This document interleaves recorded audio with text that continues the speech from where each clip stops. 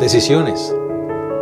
¿Te has dado cuenta que nosotros somos el resultado de un cúmulo de decisiones diarias? Dicen los estudiosos que una persona común puede tomar entre 500 y 1200 decisiones diarias. Un piloto de avión puede llegar a tomar hasta 3000 decisiones en su actividad. Dicen también los estudiosos que la mejor hora para tomar decisiones es entre las 8 y 12 del día. La peor hora para tomar decisiones después de las 10 de la noche, porque uno ya está cansado. Dicen por allí que nunca tomes una decisión con hambre, enojado o estresado, porque pueden ser las peores. La mejor edad para casarte y tomar una buena decisión entre los 22 y los 28 años de edad. Antes que eso, puede haber inmadurez. Después de esa edad, puede ser muy exigente. La mejor edad para tomar la decisión por Cristo, antes de que llegue la adolescencia o la juventud. Y después de los 70 años, dicen por allí que las decisiones comienzan a ser cuestionables. Hoy vamos a hablar justamente de eso. Lección número 2, las decisiones que tomamos. Y si vamos a hablar de decisiones, podríamos de una vez resumir lo siguiente. La mejor fuente de una buena decisión es Dios y su santa palabra. Hoy hablaremos de eso. Lección número 2, te invitamos a que te quedes con nosotros. Estamos listos. En un momento, iniciamos.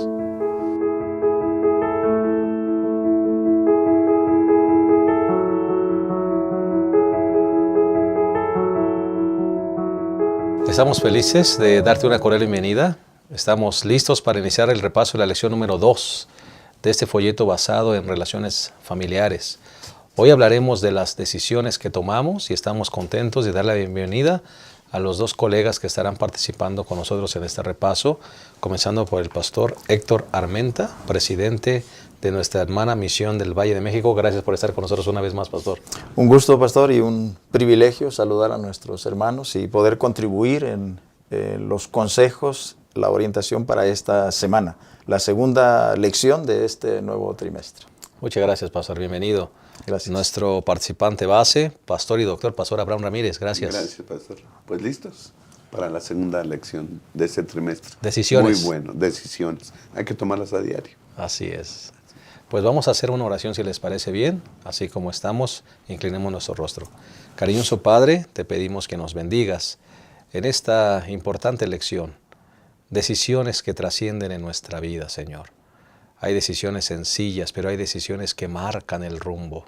Ayúdanos para que, guiados por tu Espíritu Santo, siempre tomemos las mejores decisiones, basados en tu palabra y en nuestra relación de amor contigo. Condúcenos que todo lo que digamos en esta mesa edifique tu pueblo. Lo pedimos en el nombre de Jesús. Amén. Amén. Muy bien, el bosquejo que seguiremos, el primer punto será libres para elegir, el segundo punto, decisiones acertadas, y el tercer punto, decisiones que trascienden. Vamos a entrar de lleno al primer punto, que es libres para elegir. La lección de escuela sabática, pastor Abraham, pastor Héctor, habla justamente del libre albedrío y la libertad de elección. Es importante que nosotros subrayemos esta parte, porque a veces algunos piensan que Dios es el que decide el futuro de las personas. Hay gente que cree en la famosa predestinación y pues ya no importa lo que haga, ya estás predestinado a algo. Me parece que la Biblia presenta un concepto completamente diferente sobre el asunto de elección. Pastor, yo creo el versículo de memoria de esta lección nos trae a la mesa la posición que Josué tenía al final de su ministerio. Dice la Escritura en los últimos capítulos de Josué que ya estaba avanzado de edad y a él le preocupaba el rumbo que el pueblo habría de tomar. Por eso es que él hace este consejo y hace esta pregunta y dice: escogeos hoy a quién sirváis. Si a los dioses a quienes sirvieron vuestros padres cuando estuvieron al otro lado del río, o a los dioses de los amorreos en cuya tierra habitáis, pero yo y mi casa serviremos a Jehová. Una posición bien clara de parte de un líder que se pone como ejemplo para decir al pueblo: miren, nos va bien cuando nosotros decidimos por Dios. Nos va bien cuando nosotros elegimos lo mejor para nosotros. Ese fue el caso de Moisés. Si nosotros hacemos un recuento de la última parte de la vida de Moisés, también Moisés confronta al pueblo en el libro de Deuteronomio, el capítulo número 30. También Moisés presenta allí, dice, pongo delante de ti la vida y la muerte, la bendición y la maldición. Pero el consejo de Moisés fue, escoge pues la vida para que vivas tú y tu casa y tu descendencia. La predestinación, ciertamente nosotros podemos ver en las Sagradas Escrituras que sí existe, en el sentido de que Dios nos ha predestinado para ser salvos. Esa es la voluntad de Dios. El apóstol Pablo escribió en Tito, el capítulo número 2, el versículo número 11. Dice, porque la gracia de Dios se ha manifestado para salvación a todos los hombres. No hay duda, esa es la voluntad de Dios, nuestra salvación. Sin embargo, la salvación no es algo que se impone de parte de Dios. La decisión a la cual Josué quería que el pueblo llegara era escoger a Dios. Lo mismo en el caso nuestro. Nosotros necesitamos decidir ser salvos, apropiarnos de la provisión que Dios ha hecho y entonces disfrutar de esa decisión. Decisiones a veces, como usted lo mencionaba hace un momentito en la introducción, hay decisiones muy sencillas para las cuales no hay mayores consecuencias. Se pone un color de calcetín o otro color de calcetín. No hay problema. Se pone una camisa o se pone otra. Las consecuencias son, diríamos, insignificantes de una decisión tal.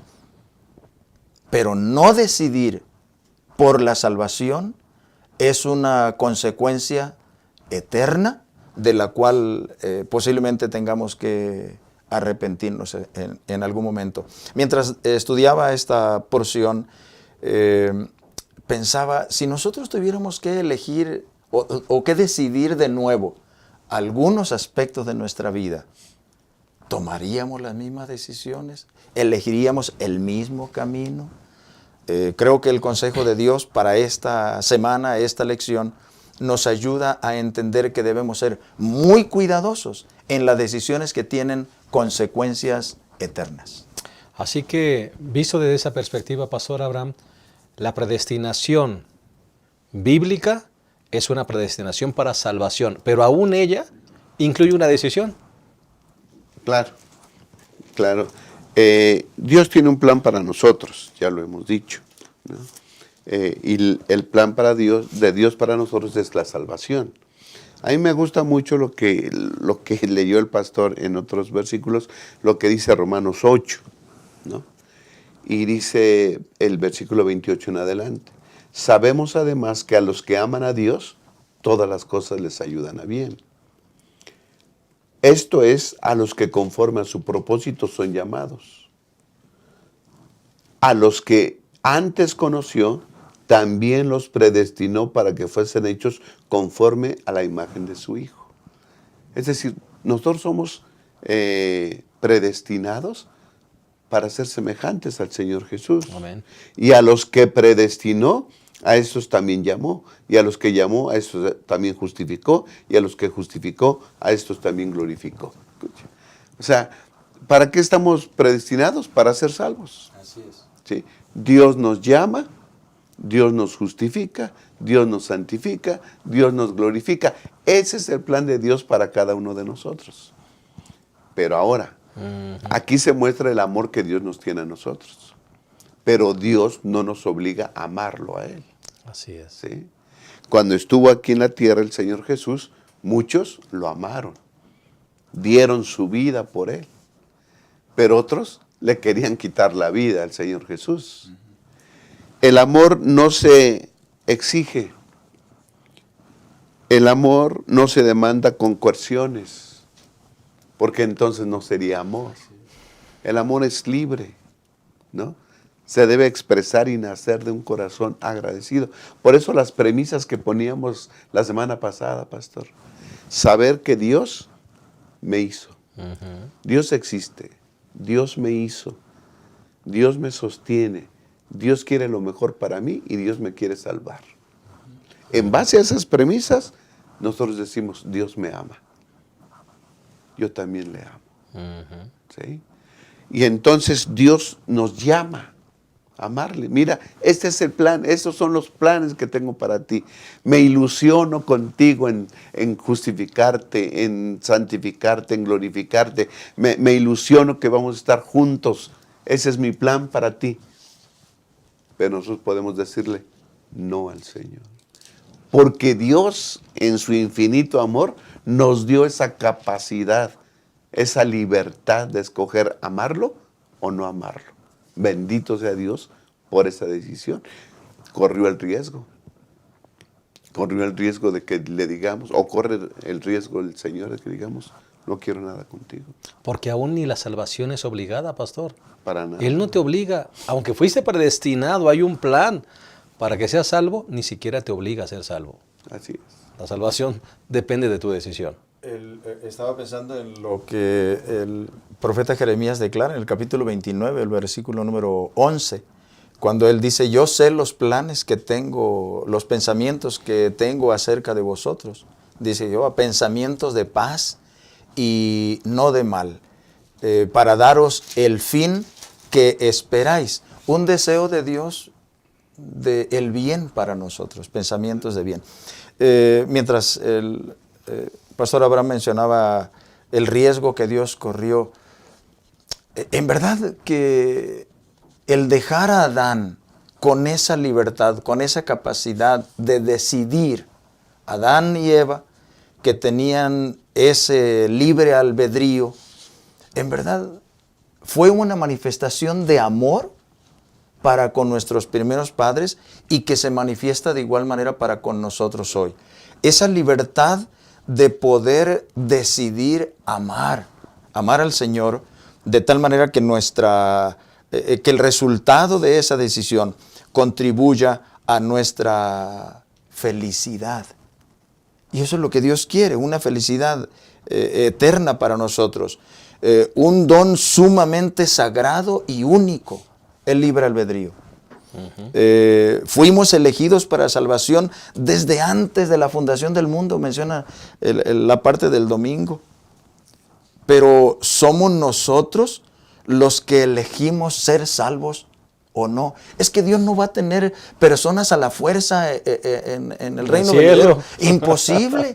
La persona que llegue al cielo será una persona feliz, pero por decisión que aquí ha tomado en esta tierra. Y qué importante es que nosotros podamos entender la trascendencia de esa buena decisión. Dios no nos obliga a amarlo, por lo tanto, el amor hacia Dios también es una decisión nuestra.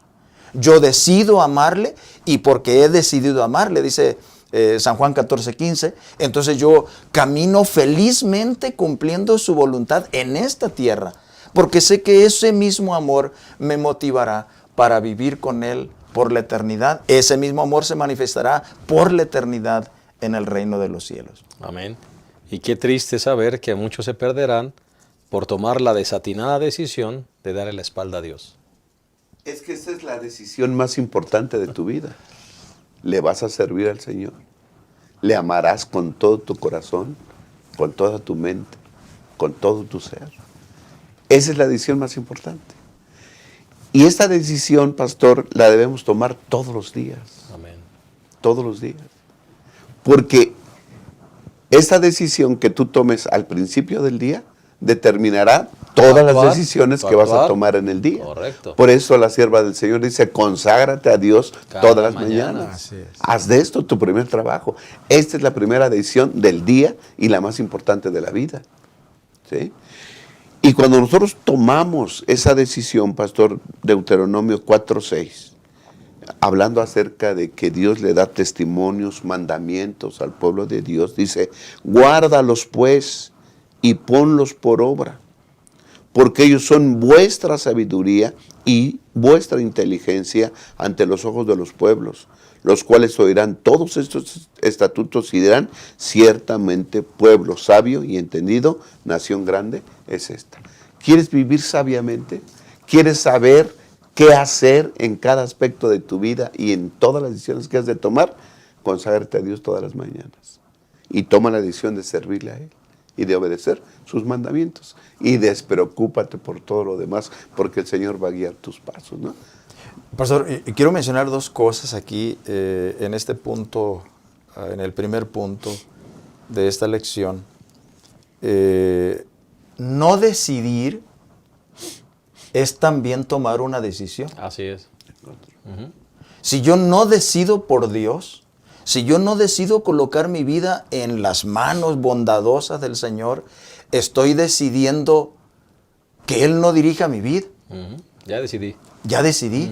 Ahora, lo otro que quiero mencionar, no sé si estemos hablando a alguien esta mañana o en este momento que ha tomado una mala decisión. Me parece que esta lección también nos da la oportunidad para que aquellos que en algún momento hemos tomado una decisión, que podamos entender que hay perdón, Amén. que hay redención, que hay curación para una mala decisión. El apóstol Juan en su primera carta, el capítulo 2, hijitos míos, estas cosas os escribo para que no pequéis. Y si alguno hubiere pecado, abogado tenemos para con el Padre, a Jesucristo el justo. Por lo tanto, no tenemos que desesperarnos si hemos tomado una decisión. O quizá alguien que nos está escuchando, pastor, en este momento, no ha decidido aún por el Señor. O que inclusive asiste a la iglesia, pero todavía el Señor no es el centro de su vida y de su corazón.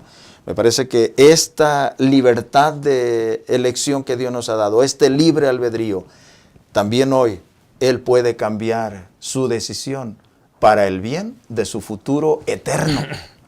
Su futuro eterno está en juego. De ahí la importancia de una decisión. Qué hermoso. Pues cerrando este primer punto, me gustaría resumirlo de la siguiente manera. Dios nos hizo seres libres. Nos predestinó para salvación. Pero serlo depende de nuestra decisión. Y dos conceptos lindos al final que se han presentado es: decide amar a Dios cada mañana, porque eso determinará tu actuar durante el día. Y número dos, si tomaste una decisión equivocada, hay esperanza y hay perdón en Jesús. Amén. Vamos a hacer una pausa, regresamos a la segunda parte de esta lección número 2, las decisiones que tomamos. Volvemos.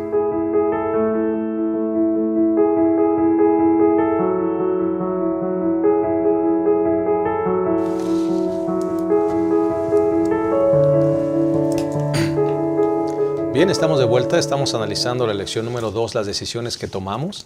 Ya analizamos el primer punto, que tiene que ver con libres para elegir. Ya hablamos de esa libertad que el Señor nos dio, ese libre albedrío para tomar buenas decisiones. Vamos ahora a hablar del segundo punto, que es decisiones acertadas. ¿Cómo hacer para tomar una decisión acertada? ¿Hay algunos pasos? ¿Hay alguna fórmula? ¿Hay alguna guía de cómo tomar una acertada decisión? Porque te digo algo, regularmente en este mundo se toman muy malas decisiones, personales y en comunidad. Pastor Abraham, Pastor Héctor, ¿cómo le hacemos para tomar decisiones acertadas en la vida? Un consejero en alguna ocasión hizo una declaración, porque la misma pregunta que usted está haciendo para esta parte se la hicieron a él y le dicen, ¿cómo puedo tomar buenas decisiones? Y dice él, bueno, tomando malas decisiones. Así que cuando uno toma malas decisiones se da cuenta que no fue lo mejor, entonces tiene que corregir y toma una mejor decisión. La lección de esta segunda parte de la lección me parece que es muy interesante porque señala algunos puntos importantes que debemos tomar en cuenta para que esas decisiones sean lo más acertadas posibles. Una de ellas, y la indispensable, y la primera, en todo momento debiese pedirse la dirección de Dios. Saber que aún en los detalles insignificantes de nuestra vida, a Dios le interesa que yo tome una buena decisión. Así que el punto número 1 es pedir la dirección de Dios por medio de la oración. La oración, que podríamos decir es un elemento para tomar buenas decisiones, colocarnos en las manos de Dios y decir, Señor, estoy delante de una decisión que debo de tomar, ilumíname para que pueda hacer lo mejor. En segundo lugar, podríamos decir que es oír, escuchar el consejo, la orientación de personas que puedan ayudarnos para tomar una decisión. Escuchar la voz de Dios a través de su palabra, y creo que podemos unir este punto. Escuchar a alguien, algún consejero, algún orientador, y por supuesto permitir que la palabra de Dios nos oriente para que podamos tomar una decisión. Ese sería el punto número 3. Número 4, no confiar en nosotros mismos. Hay caminos, dice el sabio Salomón, que al hombre parecen derechos, pero su fin es un camino de muerte. Así que no confiar en nuestra propia prudencia. Número 5 sería no ser arrebatados en la toma de decisiones. Debemos dar el tiempo, debemos considerar el momento oportuno para tomar una decisión. Y un último punto que yo puedo señalar o puntualizar aquí es oír el consejo de algún líder espiritual. Si yo tengo una creencia, si somos miembros de la Iglesia Adventista, podríamos decir, el pastor puede ayudarnos para tomar una buena decisión. Pastor, ¿pudiera orar conmigo? Mire, estoy a punto de tomar una decisión importante. ¿Puede ayudarme? Y decir el proceso que va, y entonces, ¿qué me aconseja? Y escuchar la orientación de un líder espiritual. Correcto. Me parece que es muy importante esto que usted acaba de mencionar, pastor, buscar a Dios. Dios nos habla a través de diferentes formas, personas, un tema, un canto, una circunstancia, pero también mencionó un punto importante, la palabra de Dios. Sí. Hay una cita que dice así en Mi Vida Hoy, página 27, la palabra de Dios rebosa de preciosas promesas y consejos útiles. Es infalible porque Dios no puede equivocarse. Brinda ayuda en cualquier circunstancia y situación de la vida. Y Dios observa con tristeza cuando sus hijos se apartan de ella para recurrir a la ayuda humana. No está mal recurrir, como digo usted, a un líder, a un terapeuta, a un consejero matrimonial, pero lo primero que tenemos que hacer es buscar a Dios y buscar un consejo en su palabra, porque su palabra está llena de consejos, de modelos que ya sucedieron y que nos pueden dar una buena lección, pastor. Claro, pastor. En el segmento anterior decíamos que hay que consagrarnos a Dios cada mañana, tomar la decisión de servirle por ese día al Señor. Cada día lo debemos de hacer. Y enseguida Elena White, en el camino a Cristo, dice, pon en sus manos tus planes para ese día. Y está dispuesto a hacerlos o a dejarlos de hacer conforme sea su designio. Su designio, ¿no? Entonces, yo creo, pastor, que cuando oramos, porque una de las cosas que mencionó el pastor Armenta fue que debemos orar para saber la voluntad del Señor. Un consejo práctico a mí me ha dado resultado, es decirle a Dios lo que yo pienso hacer ese día. Me voy a levantar, voy a ir a grabar, ayúdame en la grabación, voy a regresar, voy a visitar a esta persona. Eso es lo que yo pienso hacer, Señor. Dime qué es lo que tengo que hacer. Si me vas a dejar ir o no. Y ahí te lo dejo. Y cuando yo digo amén, y eso es algo práctico, yo digo, quédate ahí arrodillado un ratito más. Tú ya le hablaste a Dios. Ahora espera que Él te hable y te diga qué es lo que tienes que hacer. A mí me ha dado resultado. Dios, cada quien establece una relación con Él, pero a mí me ha dado resultado eso. Y vienen ideas y vienen cosas que podemos hacer que no lo teníamos contemplado antes de orar. Y al levantarnos de orar, ya tienes la idea de qué vas a hacer. Esa es una cosa, digo yo. Pastor, quizá algunos pudieran pensar en que justamente lo que usted menciona, quedarnos un momento en silencio después de nuestra oración, esperar a que Dios nos hable. Pero quizá Dios no se va a manifestar en forma audible, Exacto. pero sí impresiona nuestra mente, Convicciones. impresiona nuestro corazón y dice, puedo ir en esta dirección. Eso, de alguna manera, pudiera considerarse como la voz de Dios, no en forma audible, pero sí, Él se manifiesta a través de nuestra mente, a través de nuestro corazón, impresionándonos para entonces decidir en una dirección. Así es, pastor, así es. Y otra de las cosas creo que es importante al tomar decisiones, es que la decisión que voy a tomar no transgreda ningún principio establecido en la ley de Dios. Creo que es eso, ¿no? Y hacerle caso a la palabra de Dios. Ya está establecido muchas cosas que nosotros según queremos ver qué aconseja Dios y le preguntamos a las personas. Pero el Señor Jesús remitió constantemente a la Biblia, ¿no? Cuando le preguntaban, ¿quién es mi prójimo? O ¿cómo puedas? ¿Qué dice la Biblia? ¿Cómo lees? Así que cuando tengamos una pregunta, primero digamos, ¿qué ha dicho Dios en cuanto a esto? Y ir a la Biblia para tomar la decisión correcta. Creo que los principios que se han dado son correctos y nos ayudarán a tomar una decisión correcta, ¿no? Me gusta lo que mencionaste, pastor, de pedir a Dios que te muestre su plan. Porque uno le dice, Señor, mira, voy a hacer esto, acompáñame regularmente en las oraciones, acompáñame, guíame, etcétera. Pero ¿en qué momento le decimos, Señor, si es necesario cambiar el plan, cámbialo? Claro. En otras palabras, tomo el auto y le digo a Dios, acompáñame, ponte el cinturón de seguridad, Señor, porque voy a manejar. Pero hay que decirle, Señor, cuando sea necesario, o es más, pásate tú y yo me pongo el cinturón. Y entonces condúceme en este día por donde sea el destino de tu voluntad. Claro. Esa es otra cosa. Sí, y es que cuando nosotros le decimos, pasa y tú maneja, estamos ejerciendo nuestra decisión también de dejarlo que Él guíe nuestra vida. Así Amén. es, ¿no? Amén. Así es. Pastor, y se menciona también un asunto importante que es el asunto de las amistades. Tomar decisiones acertadas tiene que ver también con nuestras amistades que regularmente son el resultado de una convivencia, ¿verdad? De una convivencia interesante. Sí, yo creo todos nosotros hemos utilizado ese adagio popular que dice, dime con quién andas y te diré quién eres. Un adagio popular.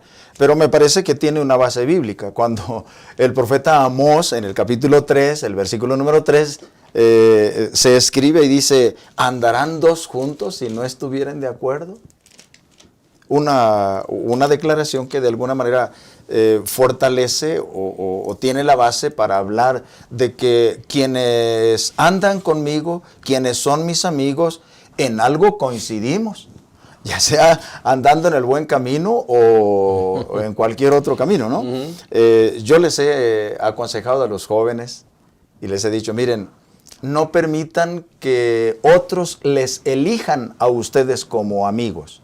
Sean ustedes quienes elijan a sus amigos, que es muy diferente.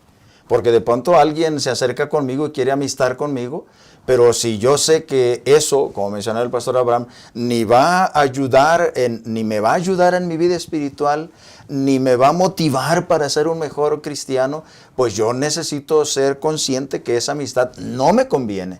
Y debo de tener la capacidad de decidir que esa amistad prefiero tenerla, no ser enemigos, pero él no será uno de mis amigos más cercanos. Por eso la elección de amistades pues es importante, porque cuando nosotros elegimos una amistad normalmente no utilizamos principios, normalmente no nos ponemos a pensar, pero sí debiésemos de saber que quienes van a ser nuestros amigos serán aquellos que nos ayudan en todo momento. Y el sabio Salomón escribió, el amigo es aquel que está contigo en todo tiempo.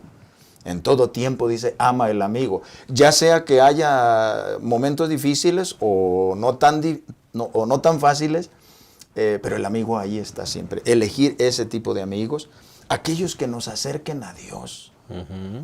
Amistades que nos lleven a tener una mejor relación con Dios. Por eso debemos de pesar su carácter primeramente. Y por otro lado, ser tolerantes.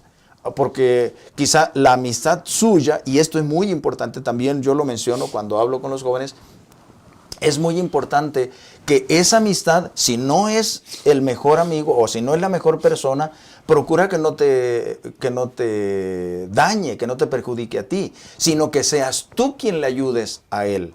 El Señor Jesús lo mencionó en San Juan 17. Están en el mundo, pero no son del mundo.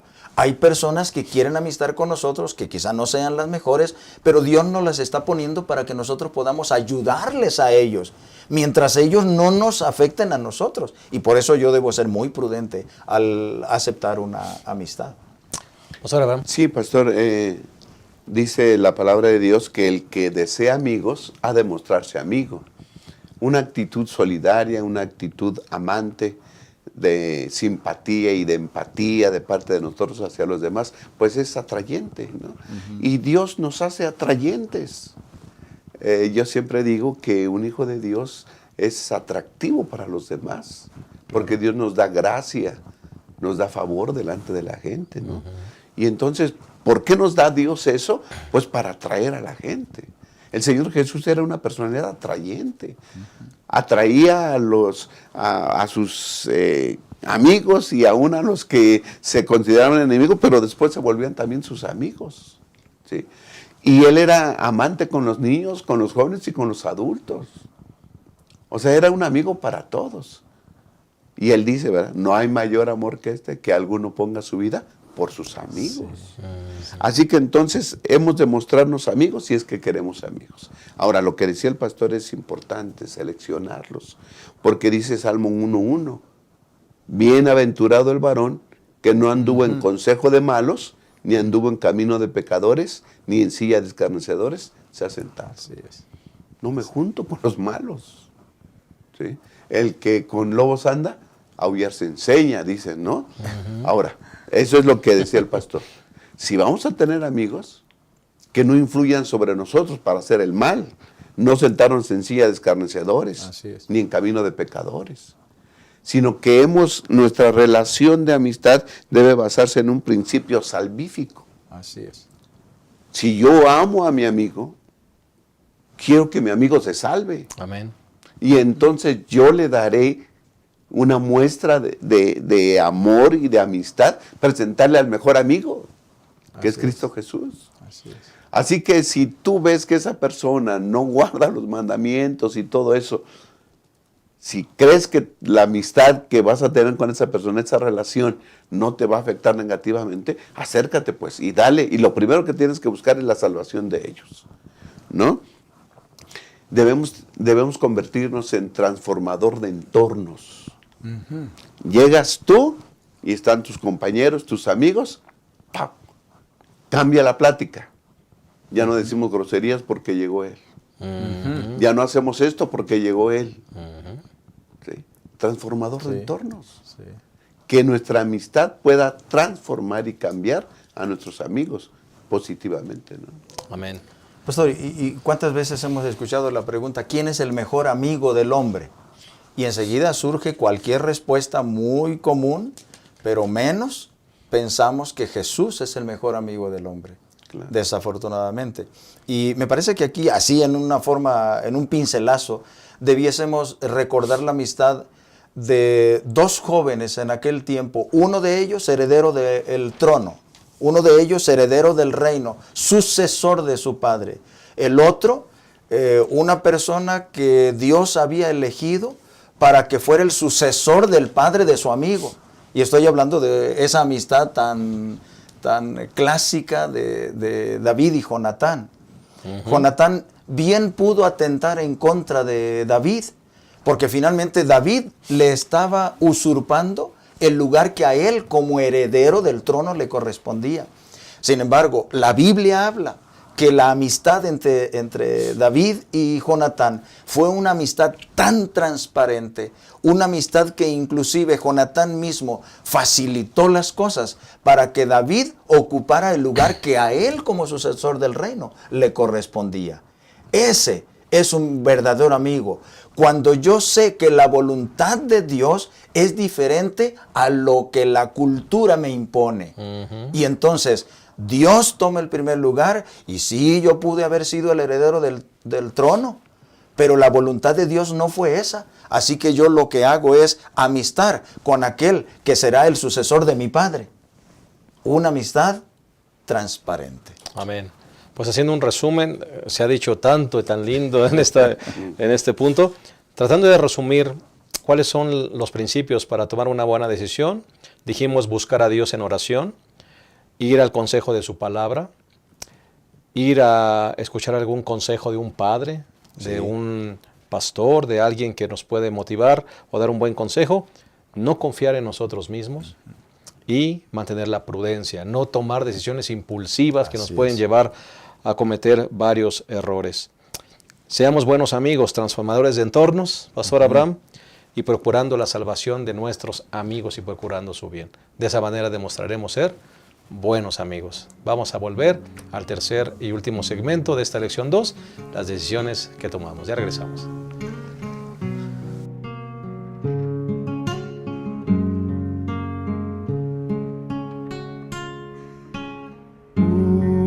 Uniremos nuestras voces con la plena convicción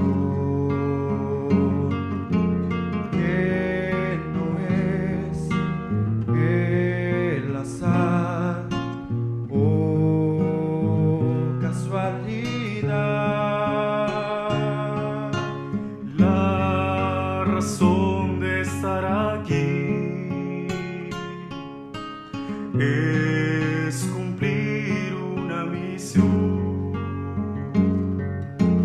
en mi vida y en tu vida, predicar de Cristo su amor para ti, para mí. Dios tendrá una misión, no hay otra razón por la cual estamos aquí.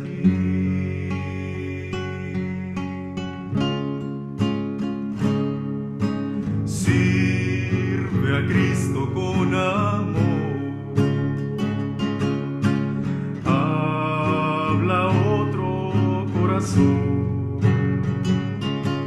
que Jesús es Salvador. Cumple tú esta misión para ti, para mí. Dios tendrá una misión, no hay otra razón por la cual estamos aquí. Para ti, para mí, Dios tendrá una misión, no hay otra razón por la cual estamos aquí, por la cual estamos aquí.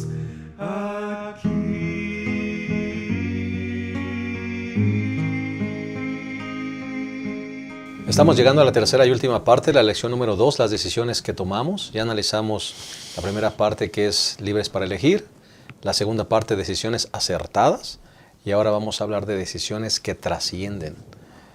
Pastor Abraham, Pastor Héctor, viene una decisión o dos decisiones que son muy importantes. Ya hablamos me parece suficiente sobre la decisión más importante, que es aceptar a Dios, amar a Dios. Eso va a permear todas nuestras decisiones.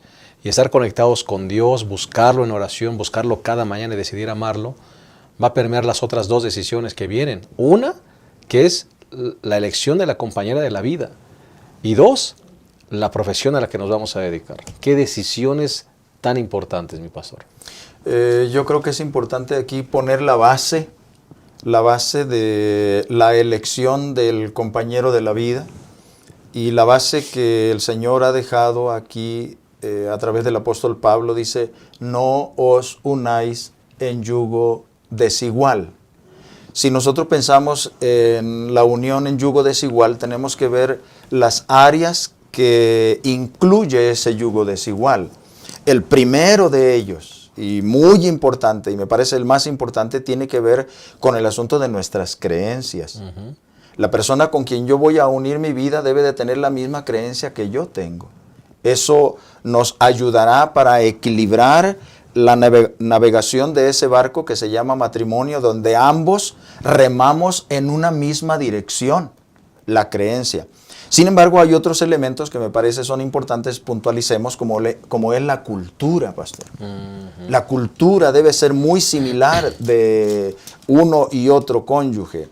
La posición social también, que contribuye para tener una buena relación, un buen matrimonio, para formar un buen matrimonio.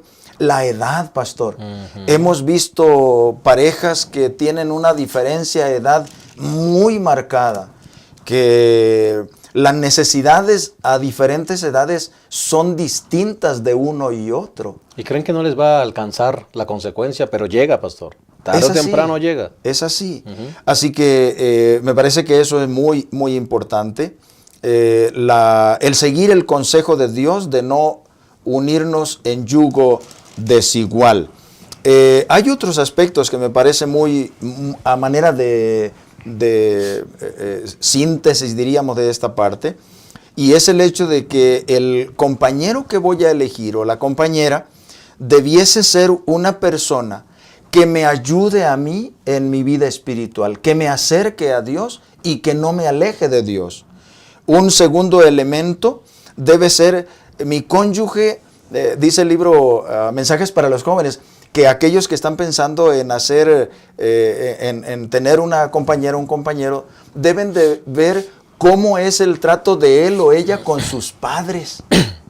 Un elemento tan sencillo que pudiera ser. Así es. Pero que sin embargo el trato del hijo con los padres determina en gran manera cómo va a ser el trato entre ellos como cónyuges. Otro punto me parece también básico es cuando los padres dan un consejo y los muchachos que creen saberlo todo no escuchan el consejo. Uh-huh. Escuchar el consejo de los padres. Y lo que yo he mencionado una y otra vez, cada que tengo oportunidad de realizar un matrimonio, las Sagradas Escrituras es el manual para cómo elegir a la persona ideal, o la persona, diríamos, que puede ser el compañero o compañera de mi vida. La Biblia tiene consejos muy, muy claros, muy prácticos. Otro elemento, pastor, que me parece es importante que podamos recordar, el libro del Hogar Cristiano en la página 61 dice, si los jóvenes tienen el hábito de orar 2 veces por día, antes de pensar en el matrimonio, deben orar 4 veces por día cuando tienen en vista semejante paso. Aquí estamos hablando de no un número, sino más bien de reforzar o de duplicar esas peticiones a Dios, de tal manera que podamos buscar la voluntad de Dios. ¿Cuál es, qué es lo mejor para mí? Porque finalmente Dios es el que me conoce a mí. Usted mencionó algo muy, muy importante al principio en la introducción, que está reflejado también aquí en el Hogar Cristiano en la página 66. Dice, el joven que aún no ha pasado los 20 años es un pobre juez de la idoneidad de una persona tan joven como él para ser la compañera o compañero de su vida. Usted mencionó entre los 2 y 28. 22 y 28. Aquí, ese es el consejo. Hogar Cristiano, página 66. Y por otro lado, el Hogar Cristiano, página 58, discúlpeme que lo puntualizo, pero me parece importante. A menos que quiera tener un hogar donde nunca se levanten las sombras, no se una con un enemigo de Dios. Qué declaración de Elena de White, una consejera de los jóvenes. Y yo quiero mencionar un último punto aquí en esta sección, y es: tenga un buen noviazgo. El noviazgo es el momento de conocer a la otra persona. Esté consciente que el noviazgo de alguna manera no refleja la personalidad total de la persona, pero sí es un indicador muy importante. El problema es que muchos jóvenes en la actualidad, los periodos de noviazgo son demasiado cortos y no alcanzan a conocer a la persona que va a estar a su lado por el resto de su vida. Y pastor, debemos recordar el matrimonio, el modelo de matrimonio bíblico. El modelo de matrimonio es un hombre con una mujer. Porque la sociedad hoy está desvirtuando el matrimonio, desafortunadamente. Yo platicaba con una juez hace unos meses atrás y me decía, pues es que el matrimonio puede hacerse entre dos personas que estén de común acuerdo. Le digo, pero ¿los padres tienen aquí alguna injerencia? No, no es necesario que los padres, ni siquiera que vengan los padres, me dijo la juez. Pero qué importante es saber que Dios ha dejado parámetros muy claros para que en ese periodo de conocimiento de la otra persona haya suficiente tiempo como para saber y como para poder conocer a la persona que estará conmigo para el resto de la vida. Porque no es una bicicleta, no es un coche que compramos y si no nos gusta no lo cambiamos sencillamente. Es un matrimonio, digo, para toda la vida y debemos amarle en la salud y en la enfermedad, en la prosperidad o en la adversidad, ¿no? Correcto. Y me parece, pastor, para cerrar esta parte de la elección de la pareja, a menos que el pastor Abraham quiera mencionar algo, me llama la atención que Dios le elige la pareja a Adán desde el Edén. Y luego hay varios modelos bíblicos donde el padre elige, ¿verdad?, a la pareja, al hijo. Qué importante es buscar a Dios. Y esa parte que usted mencionó, pastor, de la cita de Elena de White, donde hay que duplicar las oraciones. Sí. Todos hemos pasado por allí. Cuando yo me iba a casar, qué incertidumbre. Y creo que todos pasamos por ahí. Y será, no será. Pero hay que buscar a Dios en oración para que Él ponga la convicción en el corazón de que la persona, Él la eligió para nuestra vida. Que no seamos nosotros, sino que Él la elija y tengamos esa seguridad, pastor. Todos los principios que mencionó el pastor Armenta, pues, son justos, ¿no? Yo diría hasta aquí. Una historia que refleja todo lo que el pastor ha dicho es cuando Abraham manda a Eliezer, su siervo, a buscar esposa para su hijo, Isaac, ¿no? Ahí el primer principio es confía también en los consejos de los demás. ¿Sí? Se dice que en todas las relaciones humanas, la única que escogemos es la esposa. Los padres, pues, son nuestros papás, no elegimos, tampoco elegimos a nuestros hermanos, ¿sí? No elegimos a nuestros hijos, así nos salieron, ¿verdad? Pero a la única que elegimos es a la esposa. Y ahí debemos tener cuidado al elegir, porque va a ser una elección para todo el resto de la vida. Se supone que debe ser así, porque la Biblia dice que es hasta que la muerte los separe, ¿no? Así que entonces, esa es una decisión que va a trascender aquí. Y yo creo que tiene importancia eterna también. Claro. Ahora, ese es un principio, ¿no? Otro principio. O sea, primero confiar en los consejos de los demás. Tus padres, pastor, los que te quieren. Ahora, 2, dice Génesis 24, 2. Dijo Abraham a un criado suyo, el más viejo de su casa: pon ahora tu mano debajo de mi muslo y júrame por Jehová, Dios de los cielos y Dios de la tierra, que no tomarás para mi hijo mujer de las hijas de los cananeos entre los cuales yo habito.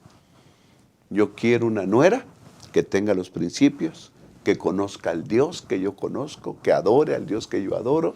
Yo quiero también esa felicidad. Así como yo he sido feliz con mi esposa, quiero que mi hijo sea feliz, porque adoramos al mismo Dios. Amén. Y si la mujer no quiere venir, le dijo el criado, ¿me llevo a tu hijo? No.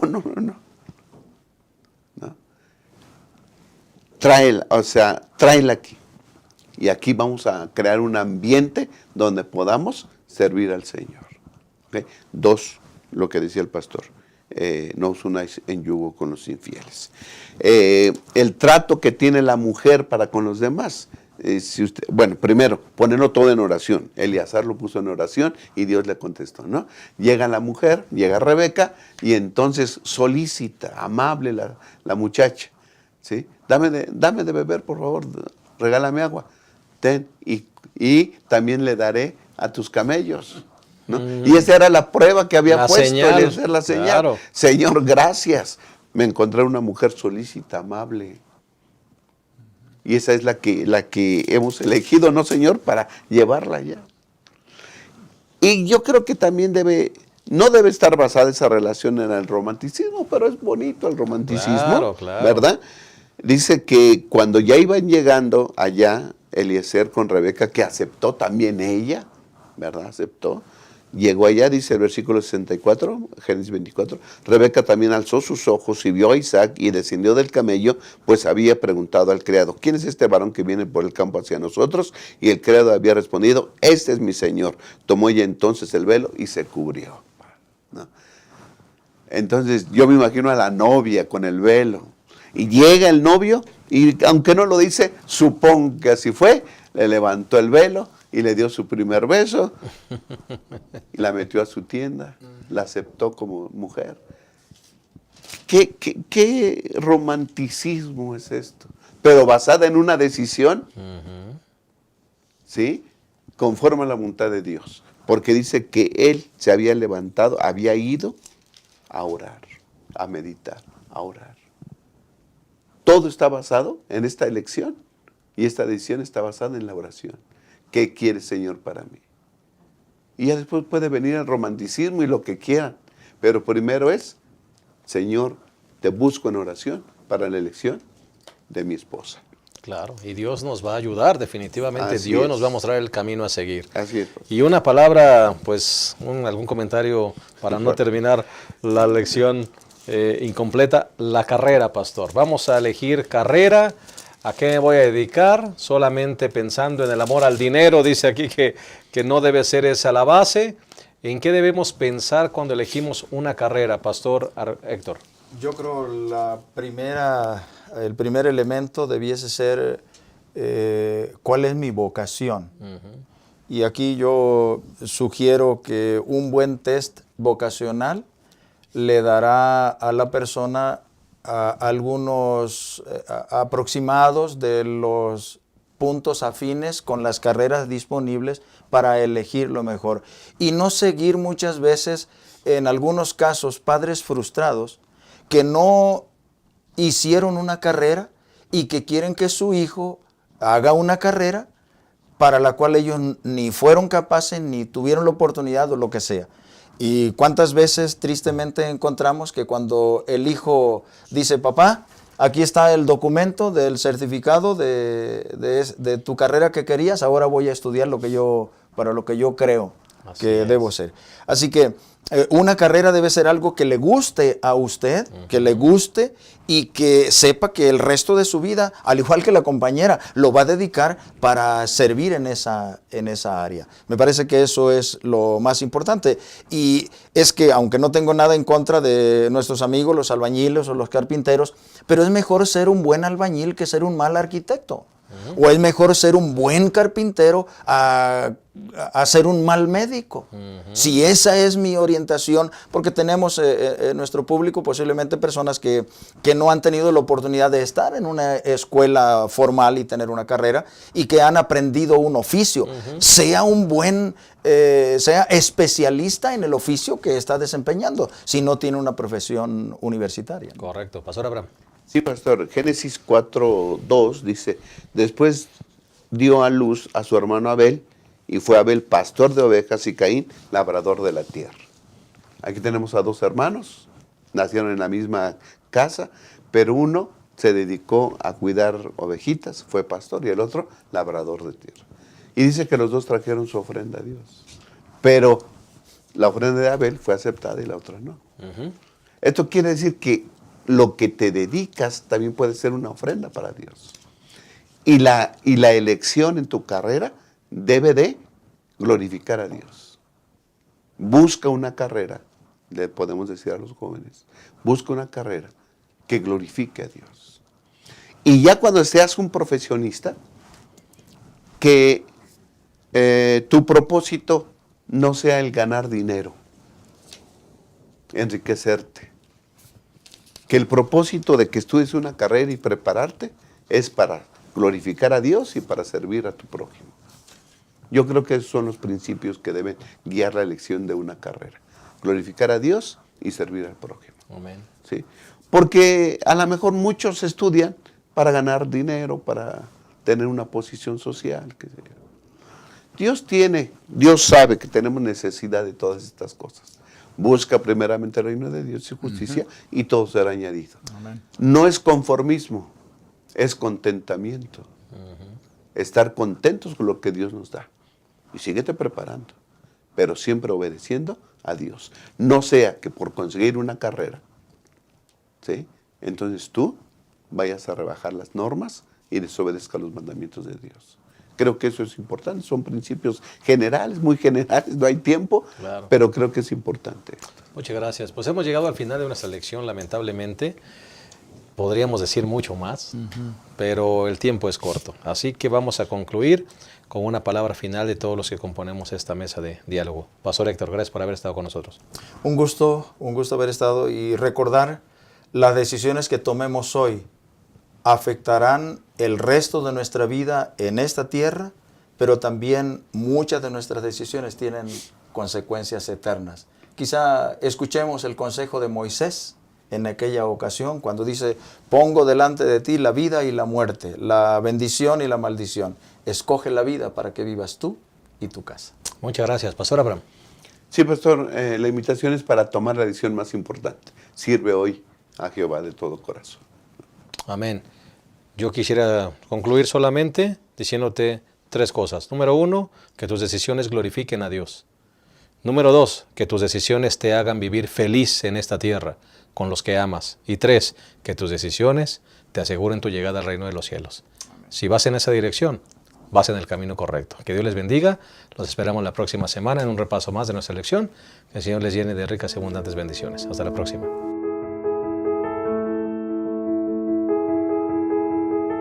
La Reforma Protestante representa una de las épocas más extraordinarias de la historia del cristianismo. Es una época maravillosa que marcó la historia de la Iglesia. Estudiar la Reforma hoy nos ayuda a entender y valorar nuestra propia experiencia espiritual. 500 años después, ¿dónde estamos como Iglesia? 500 años después, ¿iniciaría Martín Lutero una nueva reforma? Hoy te invito a estudiar los orígenes de la Reforma Protestante en esta maravillosa, breve y sencilla obra que te ayudará a entender los orígenes de uno de los movimientos más significativos de la historia de la Iglesia, para que entiendas mejor la palabra de Dios y compartas con otros los grandes valores de la Biblia. Búscalo en tus librerías Gema y adquiérelo hoy mismo.